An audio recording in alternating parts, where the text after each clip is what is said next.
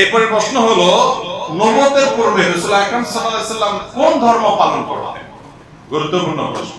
নবুয়তের পূর্বে আমাদের প্রিয় নবী সাল্লাল্লাহু আলাইহি সাল্লামের ধর্ম কি ছিল?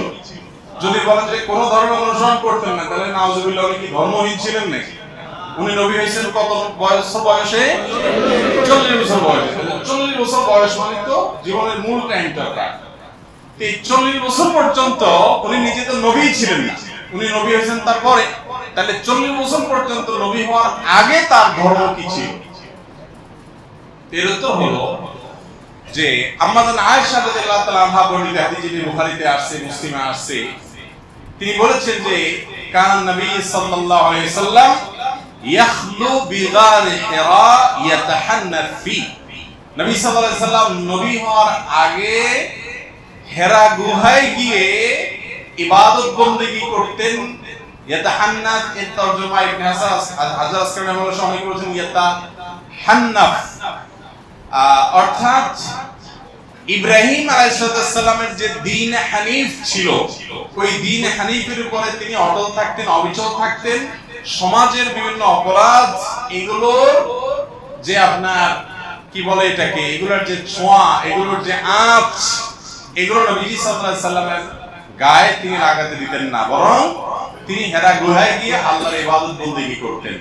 ইব্রাহিম আলাইহিস সালামের যে মিল্লাত ছিল, মিল্লাত ইব্রাহিমী যেটাকে বলা হয়, এই মিল্লাত ইব্রাহিমের উপরে নবী করিম সাল্লাল্লাহু আলাইহি সাল্লাম ছিলেন। তাহলে তার নবুয়তের আগের যে সময়টা, এই সময়টাতে তার যে দ্বীন ছিল, এটা ছিল দ্বীন ইব্রাহিম।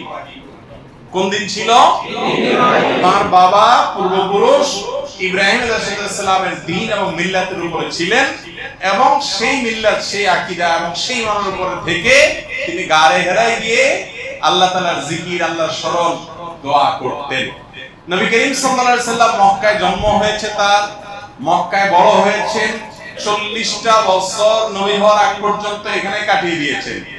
আল্লাহ রাব্বুল আলামিনের নবী হওয়ার একটা প্রমাণ এটাও যে 40 বছর একটা সমাজে একটা অন্যায় এবং শিরকের সমুদ্রের মধ্যে ছিলেন, কিন্তু শিরকের এক ফোঁটা পানি, কাদা, ময়লা, নোংরা কোনো কিছু তার শরীরকে, তার ব্যক্তিত্বকে, তার আমলকে, তার বিশ্বাসকে এক মুহূর্তের জন্য স্পর্শ।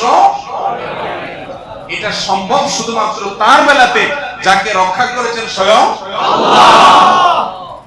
তার নবী মুহাম্মদ সাল্লাল্লাহু আলাইহি সাল্লাম মক্কায় সবাই যখন মূর্তি পূজা করে, সবাই যখন শিরক করে, সবাই যখন শিরকের ভিতরে নিমজ্জিত, সবাই যখন বিভিন্ন জাহিল যুগের কর্মকাণ্ডে নিমজ্জিত, গোটা সমাজ একদিকে যাবে, একটা মানুষ স্রোতের বিপরীতে একা একা টিকে থাকবে, কেউ তাকে ওয়াজ নসিহত করে কনভিন্স করছে, এরকম না।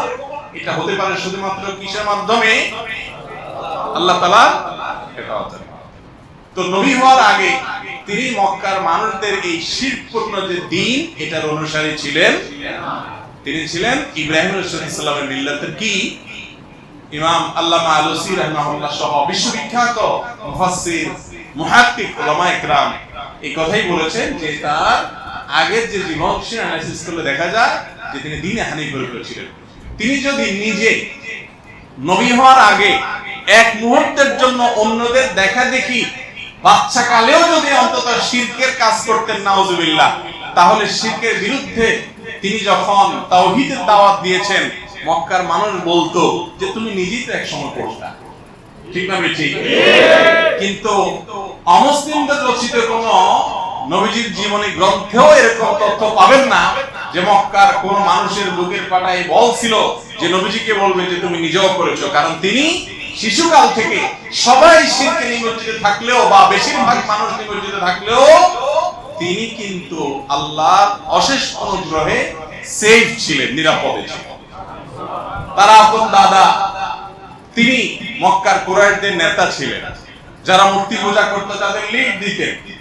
কিন্তু আল্লাহ তাআলা নবী সাল্লাল্লাহু আলাইহি সাল্লামকে হেফাজতে নিজের আপন চাচা আবু তালেব, তিনি নবী করিম সাল্লাল্লাহু আলাইহি সাল্লামের অনেক প্রিয় ছিলেন। নবীজি সাল্লাল্লাহু আলাইহি সাল্লাম তার স্নেহের ভ্রাতুষ্পুত্র ছিলেন, কিন্তু তারপরও চাচা বা দাদার আদর্শকে, বা চাচার বন্ধুরা, বাবার বন্ধুরা, বা অন্য যারা আছেন, মক্কার মুশরিক যারা ছিলেন, সবাই তো ধরেন উনি যখন সবাই তো সিনিয়র মুরব্বী, তাদের ভুল কিছু তিনি গ্রহণ করতেন।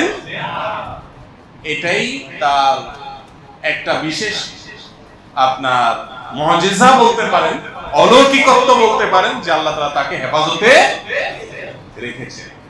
আছে না অনেক সময় ভাই, মানুষ এক সময় বড় আলেম হয়ে যায়, বড় ভালো মানুষ হয়ে যায়, কিন্তু তার পেছনে ইতিহাসে দেখা যায় একটু লিকেজ টিকেজ থাকে না?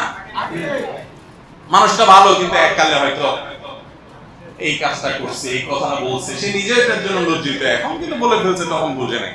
যারা নবী হন, শুধু আমাদের নবী না, যারা নবী হন, সমস্ত নবী রাসূলদেরকে আল্লাহ তাআলা এইভাবে শিশুকাল থেকে, মায়ের গর্ভ থেকে, দুনিয়াতে আসার পর থেকে নিয়ে তাদেরকে আল্লাহ তাআলা গোটা সমাজের আগুনের আঁচ থেকে আল্লাহ তাআলা বিশেষভাবে সেভ রেখেছে।